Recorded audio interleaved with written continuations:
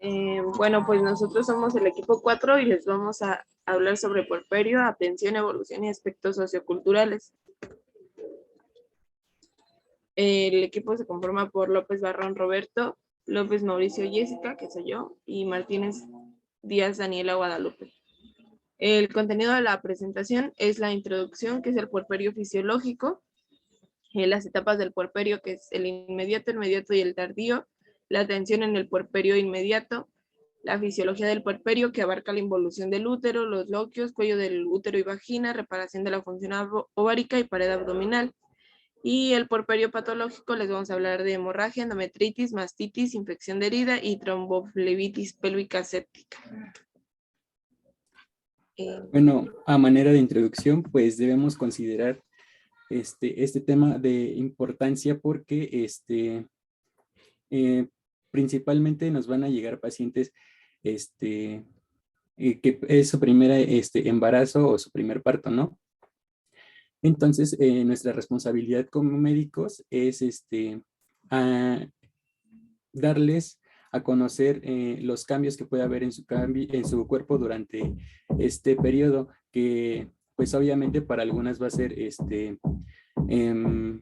como, les va a dar como ansiedad, les va a dar miedo los cambios que se pueden ir presentando. Entonces, tenemos que educar a nuestros pacientes para que no sientan miedo y decirles que algunas cosas son normales. Sin embargo, también debemos dar eh, algunos signos que pues son característicos de complicaciones que se presentan en este periodo. Siguiente, por favor. Entonces, pues como definición, la NOM 007 nos define el puerperio como un periodo que es posterior al parto, en el cual va a haber cambios anatómicos y fisiológicos que estaban en el embarazo, pero se van a revertir al estado pregestacional. Pues va a tener una duración de 6 semanas o 42 días. Siguiente, por favor. Y de acuerdo al tiempo transcurrido, una vez que acabó el parto, pues vamos a poder dividir el puerperio en diferentes etapas, en el que principalmente son 3. Había encontrado 4, pero la mayoría de los autores habla de 3, que es el inmediato, que se da 24 horas al posparto, el mediato, que va del 2º al 7º día posparto, y el tardío, que va del día 8 al día 42 posparto. Puede llegar hasta ese número de días o hasta que los órganos reproductivos han recuperado, a excepción de la glándula mamaria, en donde pues va a haber cambios más que nada fisiológicos para la lactación. Siguiente, por favor. Ahora, pues nos vamos a meter al puerperio inmediato, que va pues las primeras 24 horas, ¿no? Cuando está nuestra paciente en el hospital. Entonces, una vez que ya hubo alumbramiento, nuestra paciente ya va a estar más tranquila, va a sentir una sensación de alivio, su respiración va a ser más calmada, más amplia y más regular. El pulso va a ser muy característico aquí porque la mayoría de las puérperas presenta bradicardia y esta alteración se produce porque hay un menor aporte de sangre al corazón debido a la dilatación venosa que se está llevando a cabo en el abdomen, ¿no? Cuando acaba de parir. Igual, mencionarle que va a tener una sensación de ardor o lo puede presentar aun cuando no hubo alguna, ¿cómo se llama? Alguna incisión como episiotomía. Entonces puede tener sensación de ardor en la vulva. Igual, aquí es muy característico a lo que llaman entuertos, que estas son contracciones uterinas que se van a presentar de variable intensidad y estas son causadas porque una, pues por la retracción del útero y otra por la oxitocina. Cuando nuestro recién nacido succiona el pezón, pues es como un reflejo que se libera oxitocina y haya contracciones.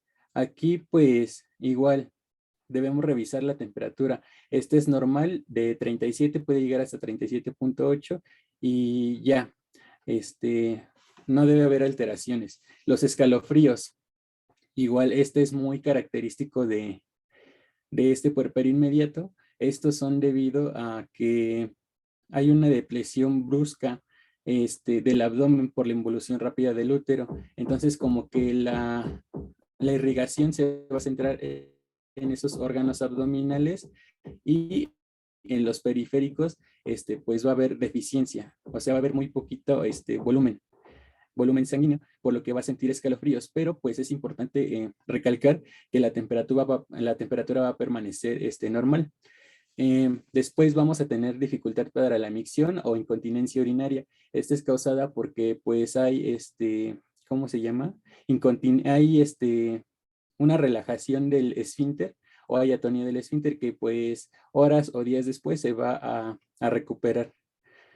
Cuando palpamos el paciente de nuestra paciente, pues va a tener una consistencia leñosa debido a las retracciones uterinas. Y también mencionan que hay pérdida de sangre que es normal, pero nada más debe de ser menor a 300 centímetros cúbicos, ya que si rebasa esos niveles, pues va a ser patológico ya. Debemos de pensar en una hemorragia. Siguiente, por favor. Ahora, en este puerperio inmediato, ¿cómo vamos a atender a la paciente? Aquí, pues solo es un periodo en donde vamos a observar médicamente a la mujer y se le va a estar educando sobre su propio cuidado y el del recién nacido. Vamos a estar controlando los signos vitales, la retracción uterina y el sangrado vaginal. En este caso, pues van a ser los loquios que más adelante vamos a hablar y vamos a estar observando de que no se esté presentando alguna complicación. Aquí pues no se ordenan exámenes de laboratorio de manera rutinaria, ¿no? Pero pues es conveniente solicitar un hematocrito, ya que pues podemos ver si hay alguna alteración con alguna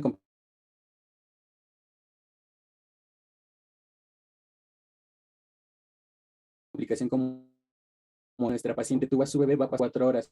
Aquí pues vamos a vigilar los signos vitales cada hora, también el sangrado y la retracción uterina. Vamos a evaluar el que no sea tolerado por nuestra paciente, le podemos dar vamos a vigilar el primer amamantamiento. Una vez que ya pasaron esas 2 a 4 horas ahí en su sala de recuperación, va a pasar a su habitación de puerperio, en donde dependiendo el tipo de parto va a permanecer dicha cantidad de días. Va a pasar de 2 a 3 días si el parto fue vaginal o de 3 a 4 días si el parto fue cesárea. Igual aquí vamos a vigilar los signos vitales, la retracción uterina, el dolor. En el caso de los signos vitales y la retracción uterina cada 8 horas. El dolor igual se puede administrar AINES, que ahorita vamos a profundizar más en esto. Igual aquí estimular a la madre que siga amamantando al bebé para facilitar la lactancia. Y en esta habitación pues, también se lleva a cabo el aseo genital, ya sea porque tuvo el parto vaginal y hubo herida, entonces se tiene que limpiar, esterilizar más bien. Siguiente, por favor. Entonces, vamos a ser más específicos en cada tipo de parto. Las mujeres van a presentar un aumento del dolor y del volumen del perine. Entonces, los libros recomiendan que este dolor se trate primeramente con hielo, pero pues ¿cómo vamos a conseguir hielo en el hospital, no? Bueno, eso pienso yo. Entonces, pues, si no hay hielo, podemos dar analgesia con AINES, ya sea vía endovenosa, en primer lugar, y ya después se va a dar oral. Después, durante las primeras 24 horas del posparto, va a vigilarse la primera aparición de la micción espontánea, ya que, pues, si durante el trabajo de parto hubo dosis altas de anestesia peridural, va a tener retención urinaria, y si esto se presenta, pues lo podemos solucionar con un manejo mediante sondaje vesical. Y aquí a las pacientes en el parto vaginal se les pide que deambulen lo más pronto posible una vez que se acabó el parto, porque así evitamos una trombosis venosa profunda. Y de acuerdo a su alimentación, pues puede ser normal, puede ser un régimen liviano de comida, no se le restringe ningún alimento. Ahora vamos a pasar al parto de la cesárea. Estas pacientes pues obviamente van a presentar dolor en la zona de la incisión. Van a referir este dolor por la retracción uterina y la distensión abdominal, que estas se van a manejar las primeras 24 horas con una infusión de AINE asociada a tramadol, y posteriormente ya se puede utilizar AINES vía endovenosa y por último AINES por vía oral. La deambulación en estas pacientes pues es más difícil porque la incisión está pues recién hecha, ¿no? Entonces como que va a haber demasiado dolor o les va a costar. Entonces se recomienda que posteriores a las 24 horas empiecen a deambular igual en la trombosis venosa profunda. O si no puede, pues puede utilizar medias antitrombóticas. Después, una vez que nuestra paciente ya fue suturada en su cesárea, pues le van a poner un apósito estéril que va a permanecer las primeras 24 horas con él, y posteriormente se tiene que retirar, se tiene que hacer limpieza y se le va a poner un parche impermeable que va a durar hasta que se le quiten los puntos de la cesárea. Y por último, de acuerdo a su alimentación, se recomienda que tengan un ayuno las primeras 4 horas y posteriormente ya tengan una dieta ligera. Siguiente, por favor. Entonces, una vez que ya vimos que nuestra paciente está bien, no presenta ninguna complicación y que todo va bien con el recién nacido, pues vamos a dar algunas indicaciones de alta, como cuáles. En primer lugar, se recomienda reposo relativo. Durante la primera semana de alta se va a recomendar que no salga de casa y evitar tareas pesadas. En la segunda semana ya va a poder hacer su vida un poco más normal. Y el alta definitiva para reiniciar la actividad física se recomienda a partir de las 6 semanas después del parto. El régimen común, pues igual puede comer lo que quiera, no hay ningún alimento contraindicado o no existe evidencia de que pues haga daño a la madre. La abstinencia sexual. Las relaciones sexuales aquí se pueden retomar una vez que los loquios han cesado, la vulva y la vagina estén sanas y la paciente se sienta cómoda emocionalmente bien. Clásicamente se recomienda que sea después de los 40 días, pero esto se puede adelantar hasta los 30 días si es que ya no hay loquios y en el cuello uterino ya está cerrado. Es importante decirle a nuestra paciente que el inicio de la vida precoz, de la actividad sexual precoz, una vez que se lleva en el postparto, conlleva a un elevado riesgo de la endometritis puerperal. Entonces, pues, comentarle, ¿no?, que es muy riesgoso. Después, el aseo frecuente en la herida. Bueno, principalmente las mujeres de parto, pues se tiene que llevar a cabo frecuentemente solo con agua y jabón. No hacer duchas vaginales y ni utilizar algún producto que pueda estar irritando la zona. El apoyo a la lactancia y por último, en el caso de la cesárea, pues retirar los puntos. Siguiente, por favor. Ahora nos vamos a meter un poco más a lo que es la fisiología del puerperio, que se lleva a cabo la mayoría de los eventos en el puerperio inmediato, siguiente, que va a abarcar los 7 días posteriores del alumbramiento.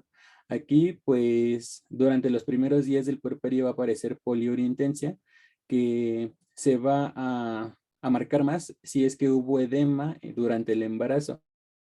Vamos a ver más adelante por qué se da esta poliuria. Pero las primeras semanas va a contener demasiada lactosa y en menor cantidad va a tener albúmina. En la segunda semana del puerperio, la hemoglobina va a volver a sus niveles normales y va a haber una linfopenia con eosinofilia, ya que durante el embarazo pues hubo una eosinopenia. Igual aquí va a disminuir la viscosidad de la sangre, que durante el trabajo de parto igual estuvo aumentada. Evidentemente, pues va a haber una disminución del peso corporal, aparte de que del feto del producto que se extrayó, pues va a haber una disminución de peso, pero independientemente de eso, el útero va a estar ¿cómo decirlo?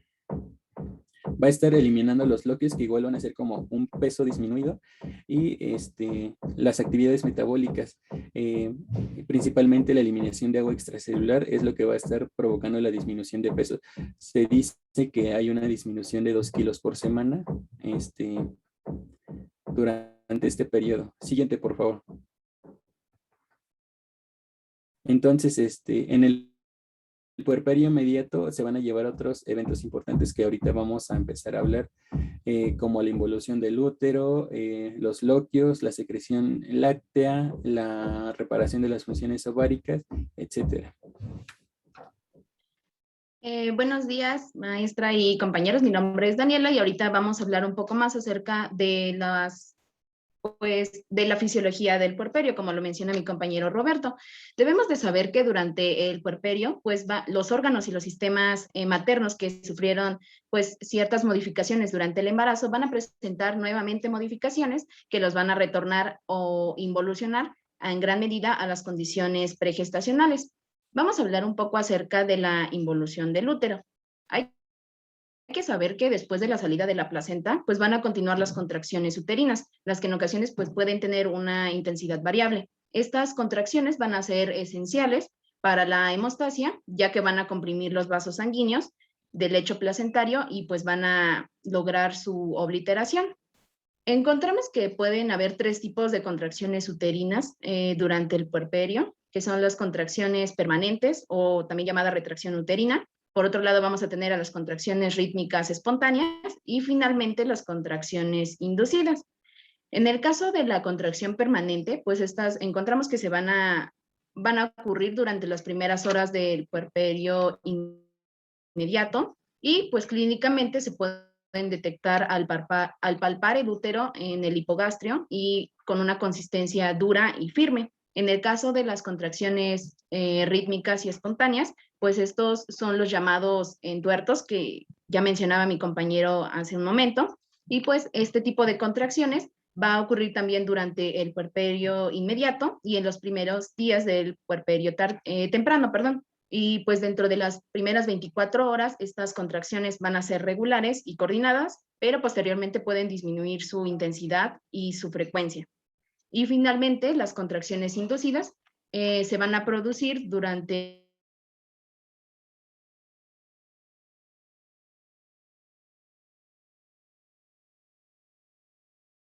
todo el puerperio y mientras persista la lactancia. Bueno, el resultado de estas contracciones fisiológicas va a ser la disminución del peso y tamaño del útero con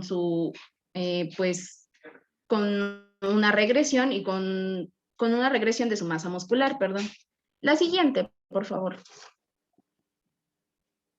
Bueno, tenemos que aquí el útero pesa alrededor de 1000 gramos y tiene un volumen de 5000 mililitros inmediatamente después del parto, en comparación con un peso alrededor de 70 gramos y una capacidad de 5 mililitros en un estado no grávido.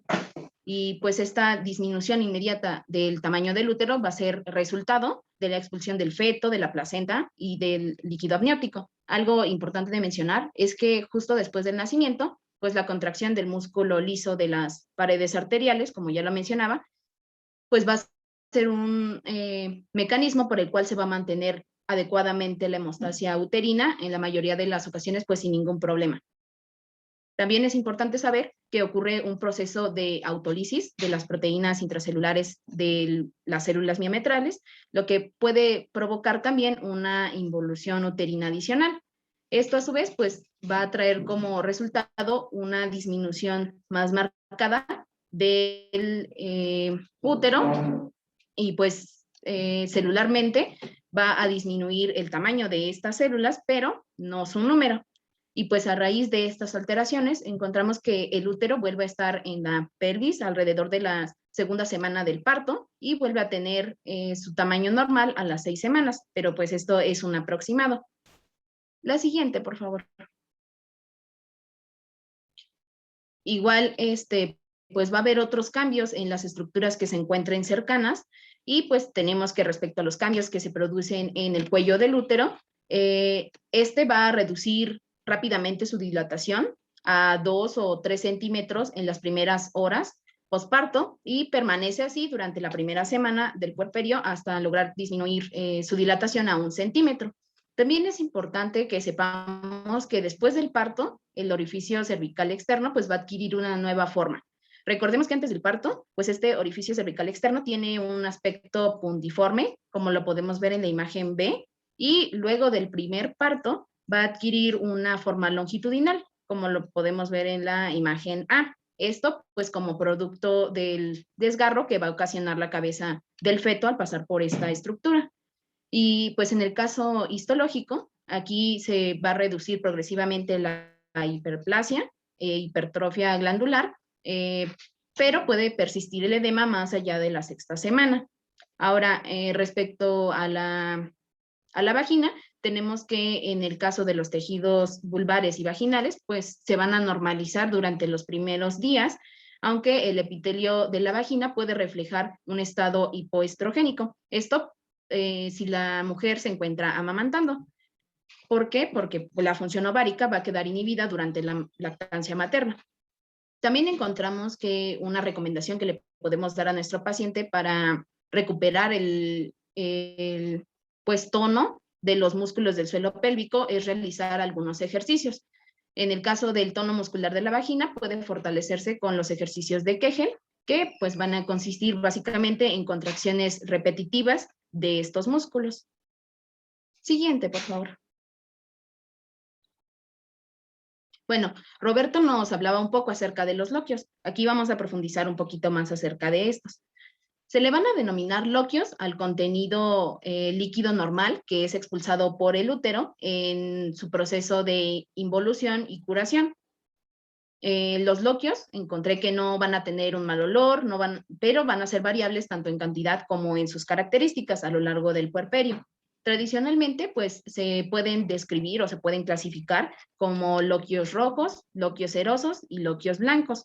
En el caso de los loquios rojos, pues va a ser una hemorragia parecida a la de la menstruación, pero se va a dar durante los primeros días del puerperio y pues este contenido va a estar pues compuesto sobre todo por sangre y por tejido caduco necrótico. En el caso de los loquios cerosos, va a tratarse de un flujo mucho más ligero, pero también con una cantidad considerable de sangre y este se va a dar durante los días posteriores. Y finalmente tenemos a los loquios blancos. Este se va a caracterizar por ser un flujo pues blanquecino que puede persistir durante varias semanas, así que tenemos que decirle a nuestra paciente que no se preocupe si sigue viendo después de muchas semanas este tipo de flujo, porque pues es algo fisiológico. Estos, pues sí, básicamente es eso para que nuestra paciente no vaya a confundir la salida de este loquio con otra cosa y pues no se alerte. La siguiente, por favor.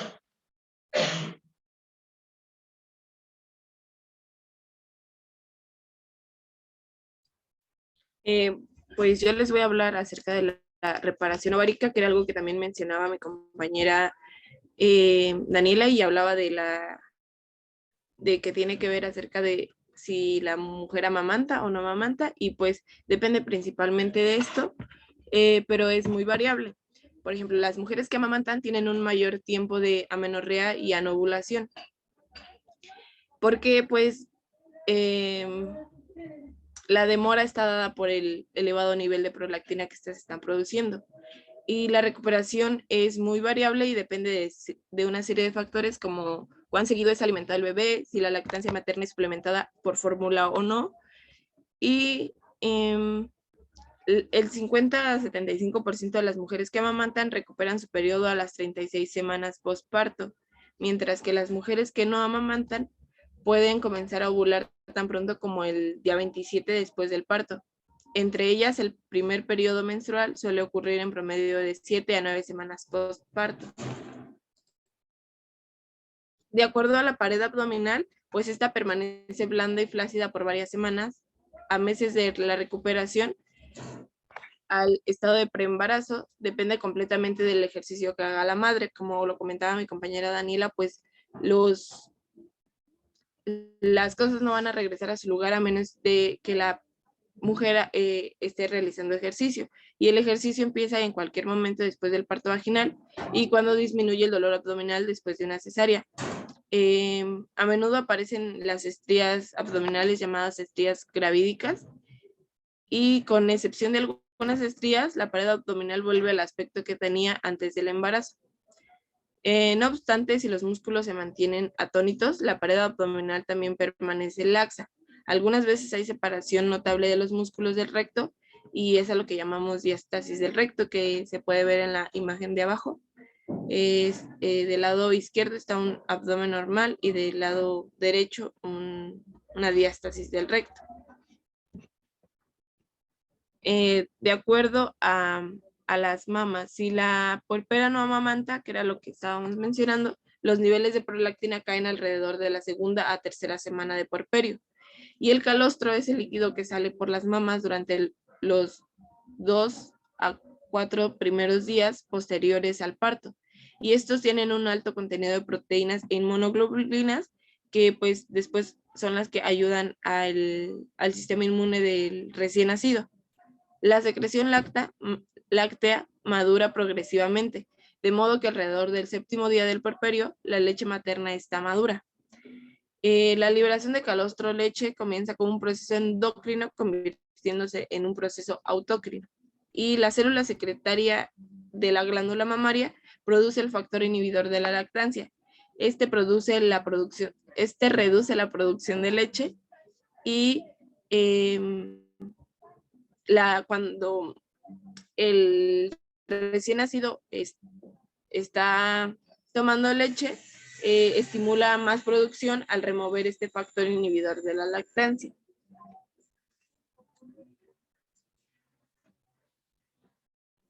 Vamos a comenzar. Bueno. Pues como hemos estado viendo, hay condiciones normales en este periodo, pero pues también pueden haber complicaciones que nos pueden llevar incluso a la muerte materna.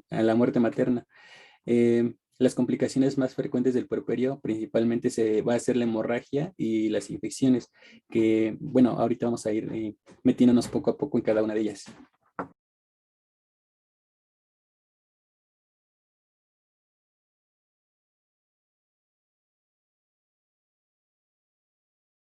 Compañera, creo que tu micro está apagado. Gracias.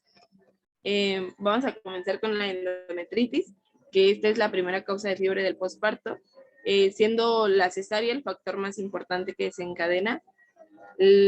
Hay otros factores como son la rotura permanente de membranas de más de 12 horas de evolución, los partos que son prolongados o instrumentados. Es ruptura prematura, no ruptura permanente de membranas, doctora, nada más. Ay, sí, perdón. Gracias. Coriamnionitis, anemia, carencias nutritivas u obesidad. La clínica de esta patología aparece entre el segundo y el 10º día postparto, con fiebre en picos, loquios malolientes, porque lo que nos comentaba nuestra compañera Daniela es que tienen como cierta característica. Útero subinvolucionado, doloroso a la palpación y leucocitosis. En los casos severos hay hipotensión y shock séptico y es importante realizar nuestro diagnóstico diferencial para descartar alguna infección urinaria. Es importante mencionar que en esta patología, pues principalmente se va a deber a que pues, microorganismos de nuestra microbiota vaginal pues van a estar presentes en la herida y pues van a estar infectando lo que es nuestro endometrio. Algunos de los agentes etiológicos más frecuentes en esta infección pues va a ser Escherichia coli, Staphylococcus aureus, ¿cuál más? Los bacteroides frágiles, Clostridium perfinges, Staphylococcus coagulosa negativa y Gardnerella vaginalis. Se va a presentar esta infección más frecuentemente en las pacientes que tienen una cesárea de urgencia que a las personas que ya la tienen de elección. De acuerdo al tratamiento, pues consiste en antibioticoterapia intravenosa de amplio espectro. Normalmente pues se utiliza ampicilina, gentamicina y clindamicina, siendo la ampicilina pues la principal. Vamos a continuar con la hemorragia puerperal. Son pérdidas hemáticas excesivas de más de 500 a 700 mililitros en el caso de parto vaginal y más de 1 litro en el caso de cesárea. La frecuencia oscila entre el 5 al 8% y es la primera causa de transfusión obstétrica. Puede producir un cuadro de necrosis hipoficiaria posparto por depresión brusca de volumen que cursa con hipogalactia, amenorrea, insuficiencia suprarrenal, hipotiroidismo y disminución de vello pubiano y axilar, que recibe el nombre de síndrome de Sheehan. Las principales causas que pues ahorita vamos a desarrollar es la atonía uterina, que es en un 50%, las lesiones del canal de parto, que es en un 20%, los restos placentarios de un 5 a 10 y las coagulopatías. Como causa número 1, o pues que tiene mayor frecuencia, es la atonía uterina. Se produce porque el miometrio no se contrae, causando una hemorragia abundante al comprimir el fondo uterino. Los factores predisponentes a esta causa son la manipulación uterina excesiva, el parto prolongado precipitado, la sobredistensión uterina, la multiparidad, la anestesia general, las malformaciones uterinas, el empleo de oxitocina, distensión vesical, abruptio placentae y placenta previa. ¿Qué es el abrupto placentae, doctora? Había leído que, bueno, no me acuerdo.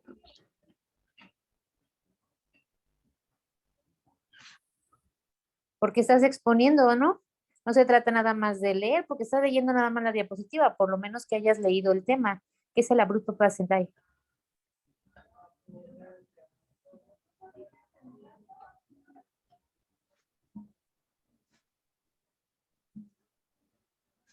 Ok, doctores, nada más para recordarles que ya están en sus ciclos clínicos, que ya están más de la mitad casi de la carrera y no pueden estar solo leyendo diapositivas y ni siquiera saber el significado del contenido que ponen. Continúa, doctora. Bueno, pues es el desprendimiento prematuro de la placenta. La segunda causa son lesiones del canal de parto, que es en un 20%. Las lesiones en el cérvix es la causa más frecuente y se presenta como una hemorragia de sangre roja tras la expulsión fetal y está acompañada de una buena contracción uterina. Las lesiones en el útero, la rotura uterina es rara, pero es una de las causas más frecuentes de la desinencia de sutura de una cesárea anterior.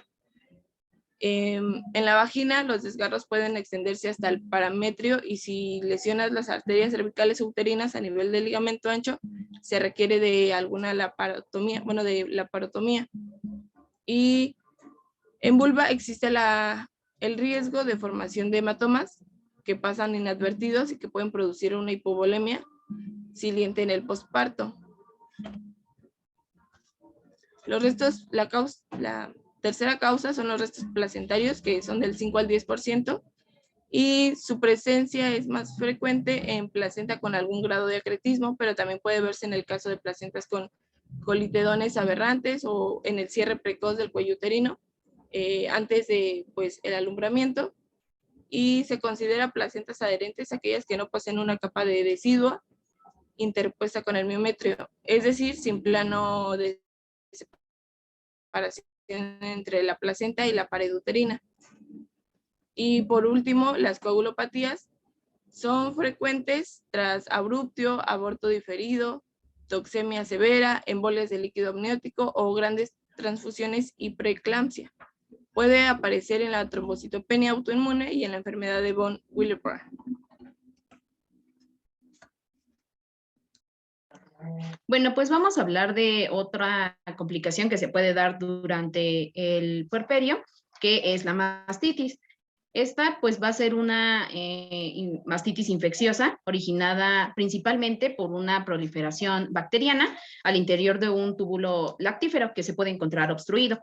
Aquí es importante que aprendamos a diferenciar entre congestión mamaria y entre mastitis, ya que en la congestión mamaria pues no va a haber una proliferación bacteriana, por lo que no va a requerir de tratamiento con antibióticos. Podríamos decir que es como algo más fisiológico. El cuadro clínico que se va a presentar principalmente en la mastitis puede aparecer días, meses e incluso, días, semanas e incluso meses posteriores al alta. Sin embargo, pues encontré que hay una mayor incidencia durante los primeros 3 meses posparto y también con una incidencia aún mayor durante las primeras semanas del puerperio. El cuadro clínico, pues se va a caracterizar por fiebre habitualmente, una temperatura axilar de 39 a 40 grados centígrados incluso, eritema, dolor en el sector de la mama, compromiso del estado general y en algunas pacientes también se pueden presentar mialgias. El diagnóstico de esta complicación pues es prácticamente clínico y pues encontré que no va a requerir de exámenes de laboratorio o de imágenes y algo importante de saber es que se van a conocer 2 principales variedades clínicas. Siguiente, por favor.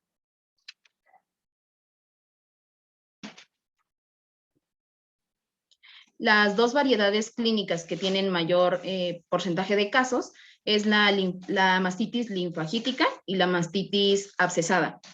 En el caso de la mastitis linfagítica, esta va a corresponder al 90% de los episodios de mastitis y pues va a haber un compromiso infeccioso que es más que nada superficial, ya que no va a existir un absceso, como lo vamos a ver un poquito más adelante. En general, pues va a comprometer un cuadrante de la mama y también encontré que el principal agente causal puede ser el estafilococo aureus. Sin embargo, otros patógenos también se pueden ver implicados en este cuadro clínico. Y pues el tratamiento de la mastitis linfagítica pues debe implementarse cuando tengamos un diagnóstico certero. Y aquí es importante saber que no implica la suspensión de la lactancia, al contrario, ya que el vaciamiento completo de la mama pues va a ser un paso muy importante para que el tratamiento tenga éxito. Aquí encontré que pues los pilares fundamentales del tratamiento van a ser los antibióticos. Encontré 2 alternativas que son pues muy eficientes, que se tendrían que dar aproximadamente por 10 días y podría ser por un lado la cloxacilina y por otro lado la flucoxacilina. Otra parte importante es evaluar y mejorar la técnica de la lactancia, hacerle pues saber a nuestra paciente cuál es el que debe de llevar un procedimiento pues adecuado para lactar. Y el tratamiento sintomático pues podemos recomendarle a nuestra paciente que haga uso de compresas húmedas y algunos analgésicos orales si siente pues mucho dolor. En general pues la respuesta a esta patología pues va a ser rápida y dentro de las primeras 24 a 48 horas va a desaparecer el dolor y la fiebre. Ahora, por otro lado, vamos a tener a la mastitis abscesada. Esta, a comparación de la otra, pues va a tener una menor incidencia y va a presentarse en el 10% de los casos. Aquí, a comparación de la pasada, que nada más era un compromiso superficial, sí va a haber pues un compromiso más interno, ya que se va a desarrollar una colección purulenta en el parénquima mamario. La mayoría de las veces, pues este tipo de mastitis es fácilmente visible en el examen físico, por lo que no vamos a requerir de otro tipo de exámenes complementarios. Y bueno, pues el tratamiento principal en este tipo de complicación abscesada va a ser precisamente el drenaje del absceso. Encontré que para abscesos menores a 5 centímetros, la técnica pues preferible de utilizar es una aspiración con aguja y pues en abscesos que son mayores de 5 centímetros, el tratamiento de elección va a ser un drenaje abierto. Y pues encontré que este procedimiento se va a efectuar bajo anestesia general y pues se va a hacer una pequeña incisión periareolar y pues se va a vaciar el absceso y se va a hacer posteriormente un aseo quirúrgico. La siguiente, por favor.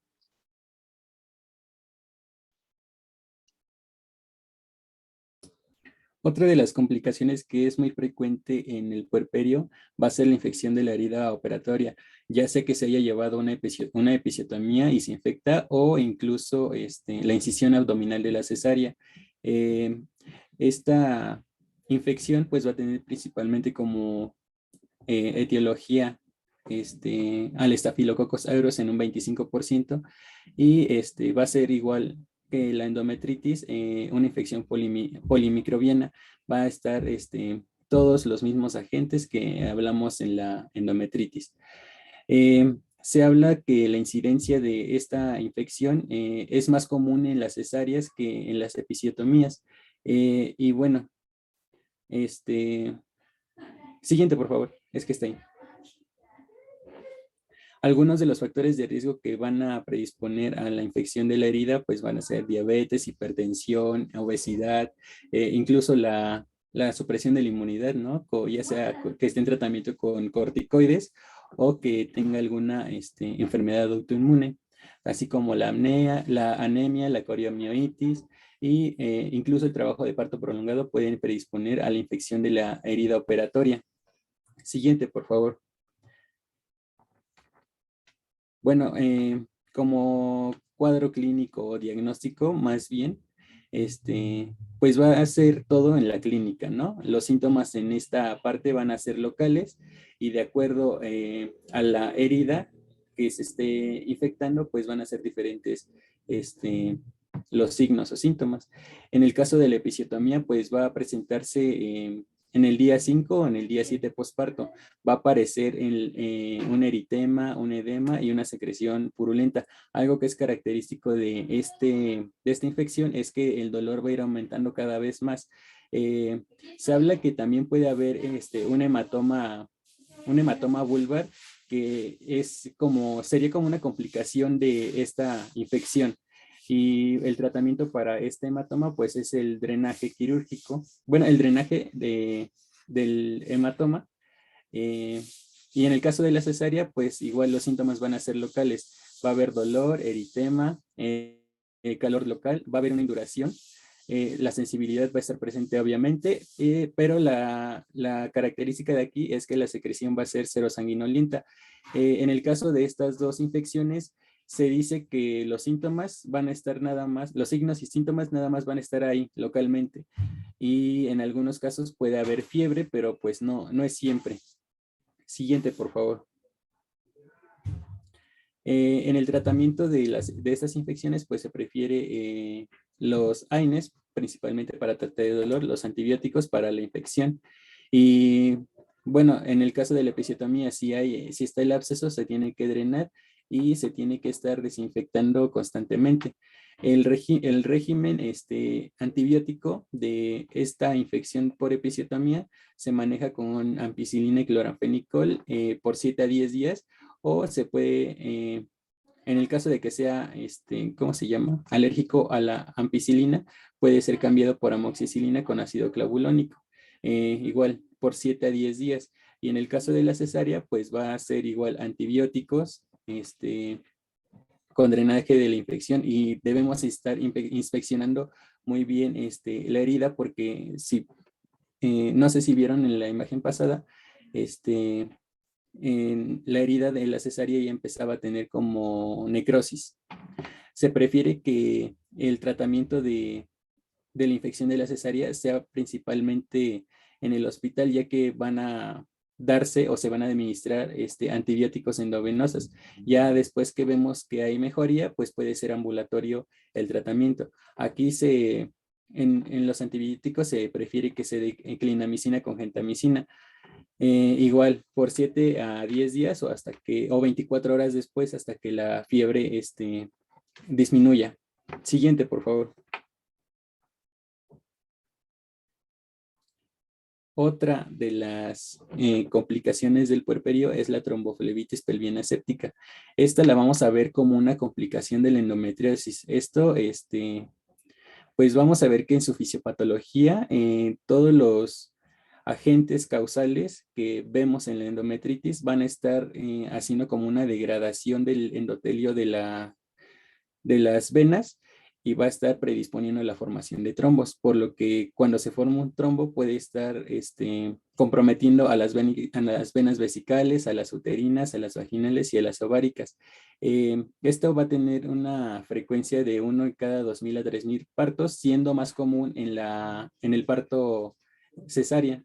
Va a haber un caso de en cada 800 partos, y en el caso de parto vaginal solo va a haber una de esta complicación en cada 9.000 nacimientos. Siguiente, por favor.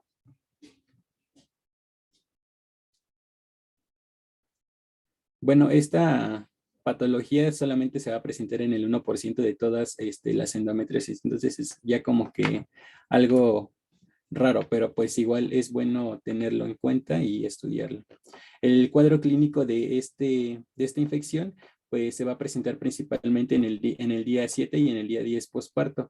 Aquí igual va a haber compromiso del estado general, y por la infección va a haber muchísima fiebre y escalofríos.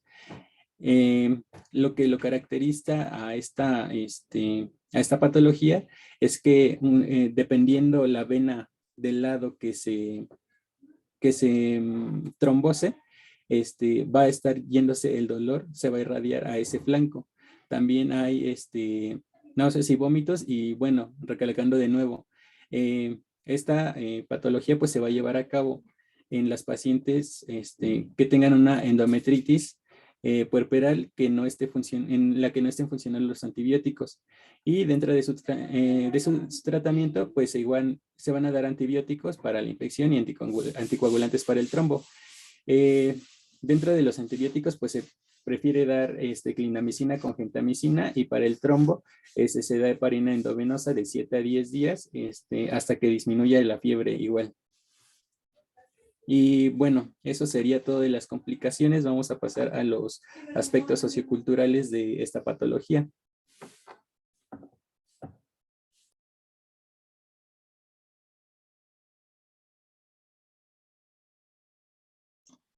Bueno, pues estos aspectos socioculturales nosotros nos informamos más en artículos que en libros, y hubo un artículo en especial que a nosotros nos llamó mucho la atención. Aquí nos hablaba acerca de que el puerperio, pues como ya lo estuvimos viendo, es un periodo en el cual la mujer debe de tener pues un acompañamiento, debe de tener un seguimiento y también una guía. No es un periodo nada más de que podamos ya descuidar a la mujer porque ya no está embarazada. Al contrario, debe de tener pues un cuidado más cercano, y pues nosotros encontramos este artículo en el que nos hablaba de que el puerperio pues va a tener un enfoque muy diverso en cualquiera de las principales, bueno, en cualquiera de las sociedades en las que nosotros investiguemos, ¿no? Nos hablaba principalmente acerca de las comunidades indígenas, que pueden tener pues ciertas creencias que para ellas son pues básicas para poder atravesar este periodo.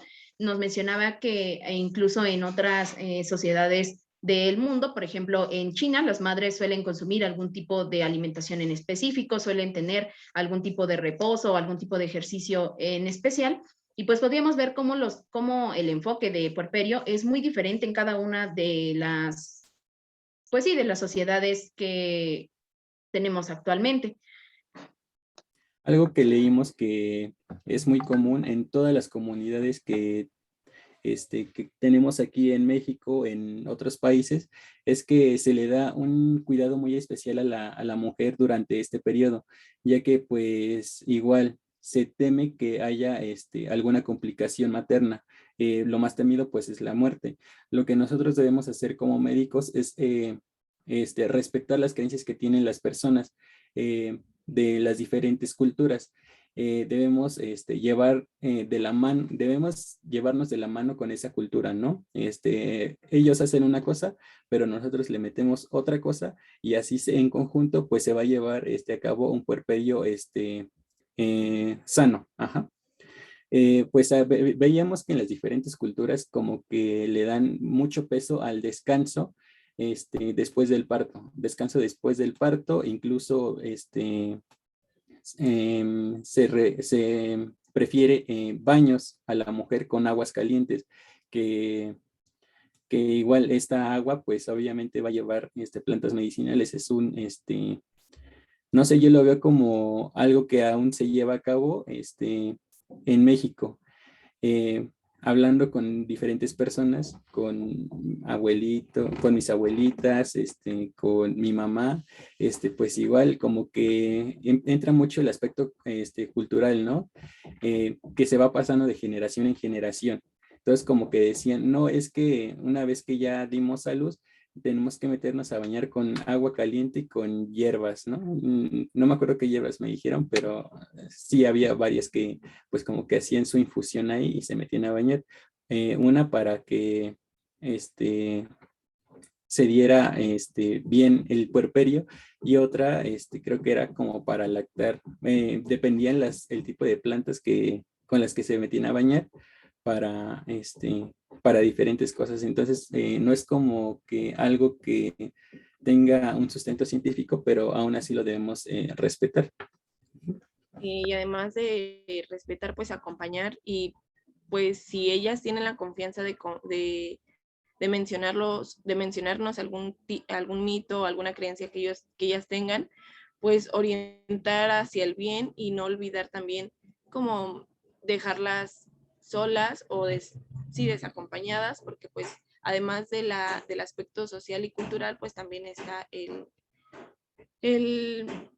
aspecto de la medicina, de la salud mental, perdón, y pues después durante el puerperio, pues también hay muchos cambios psicológicos, y pues de acuerdo al aspecto sociocultural, pues estaría bien como estar acompañando esas creencias, porque por ejemplo, como lo comentaba mi compañero Roberto, pues también hay creencias sobre la lactancia, que hay que cuidar el calor de la espalda o algo así, yo había escuchado, y pues como que dar el valor, y también para que se sientan seguras y acompañadas por el médico.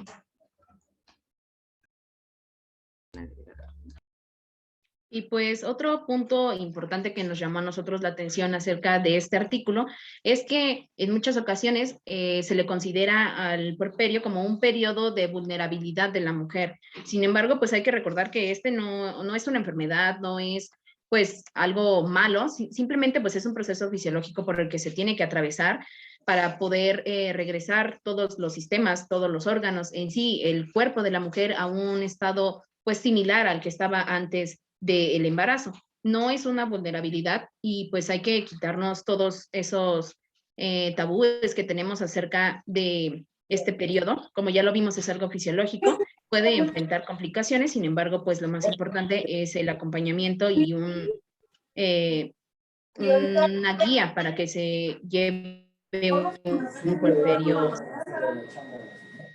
Pues ahorita es el pleito porque son las consentidas, que porque las tengo en piso, digo, no, ya se tiene un poco. No tienes tu micrófono encendido. Y bueno, eso sería todo de nuestra parte. Muchas gracias a todos.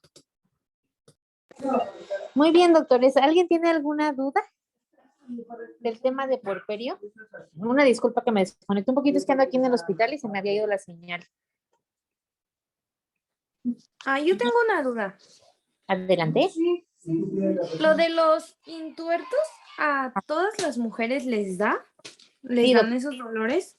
Sí, es parte de la involución del útero. Como estaba muy grande, el útero se tiene que empezar a contraer, para volver a su tamaño original. Entonces, por eso se hacen esas contracciones fisiológicas que se sienten y se llaman intuertos, y esos no se pueden quitar por completo con analgésico. Claro. Se les quita el dolor de la herida quirúrgica, pero no se les puede quitar por completo el dolor de los intuertos.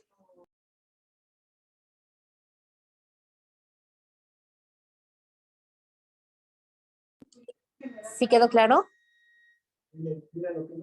Sí. ¿Alguien más?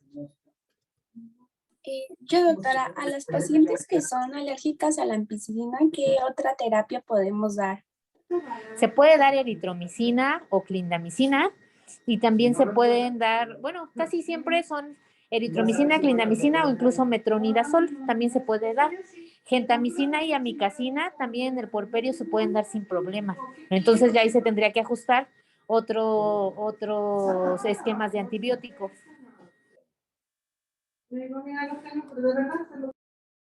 Gracias, doctora.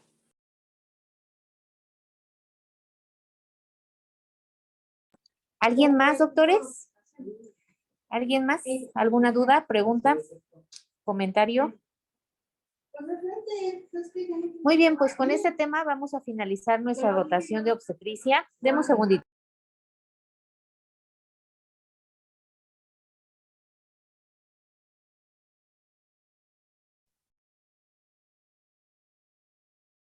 Se muteó, doctora. Ya, doctores, perdón, es que ya corría la otra gente que estaba aquí. Díganme, ¿qué otra duda? Doctora, entonces en el caso de una cesárea, la expulsión de la placenta es del mismo procedimiento que cuando es parto normal. Sí, siempre va a ser la tracción sostenida del cordón umbilical, ¿ok? Esto nos va a ayudar a que el alumbramiento sea más rápido y disminuya la cantidad de hemorragia. En la cesárea se pueden dar otras maniobras, como lo platicaban en el momento del parto, a veces cuando con la tracción manual no es suficiente, se puede hacer una extracción manual, meter la mano y sacarla. En la cesárea es mucho más fácil, pero lo habitual es que nada más con la tracción sostenida del cordón umbilical se extraiga la placenta durante la cesárea. ¿Y esto se hace ya una vez que se cierra o...? No, doctora, ¿cómo una vez que se cierre? Pues está abierto el útero, se saca el bebé y luego se saca la placenta por el abdomen. No crees que después saca la placenta vía vaginal. Imagínate, si el cervix está cerrado en la mayoría de las cesáreas, todo se saca por la histerotomía.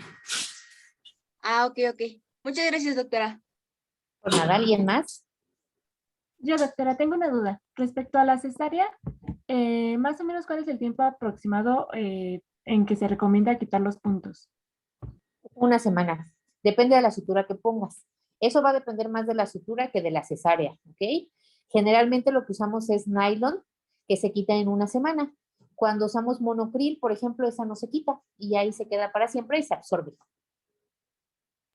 Gracias, doctora. Por nada.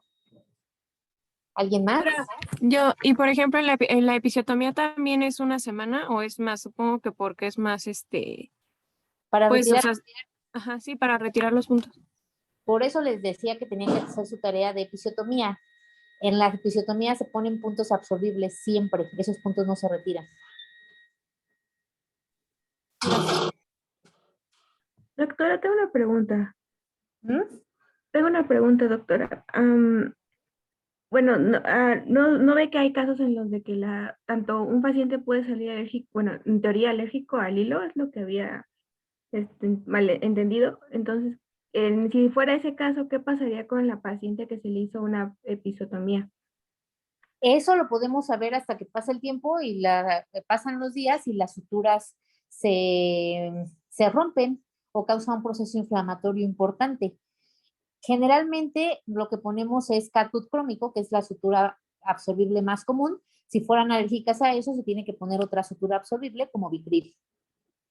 Hay muchas opciones de suturas, tanto no absorbibles como absorbibles. Si es alérgica a una, no quiere decir que sea alérgico a todos, porque todos tienen material diferente. Entonces se tiene que cambiar por otra opción del mismo grupo. Ah, ya. Ok, gracias. Por nada. La doctora que tiene duda de los cotiledones, adelante. Bueno, si me trabo me dicen. Es que le quería preguntar sobre los cotiledones. Si la placenta llega a salir incompleta porque uno se quedó adentro, yo tenía entendido que se anestesia y con un guante estéril se extrae manualmente, se mete la mano. Pero también había escuchado que se considera ahorita violencia obstétrica. Entonces, ¿qué se hace en ese caso? Por eso tiene que ser, las revisiones de cavidad uterina con la mano son violencia obstétrica si no le avisas a la paciente y si no tiene anestesia. Cuando ya es y sobre todo cuando tu placenta salió completa y no justificas el procedimiento. Si lo que tienes es una retención de restos placentarios, ahí ya no es una situación fisiológica, ahí ya es algo patológico que te puede predisponer a una hemorragia obstétrica y está justificado realizar las maniobras. Se puede sacar tanto con una revisión manual como instrumentado con pinzas, pero para eso tú le tienes que avisar a la paciente, le tienen que poner anestesia previamente, pero eso ya no es parte de un proceso de parto fisiológico, eso ya es una situación patológica que se llama retención de restos placentarios. Ah, ok. Gracias. ¿Alguien más?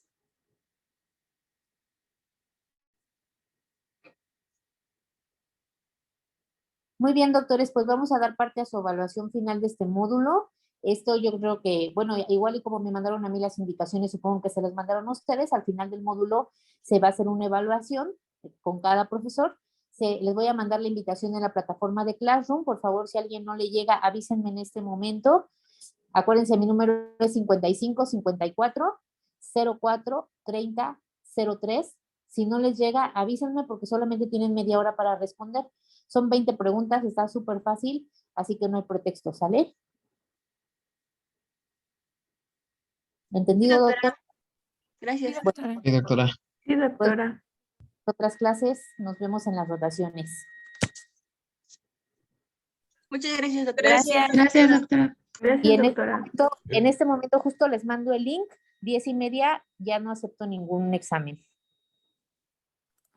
Sí, gracias, Ok, doctora, doctora. muchas gracias.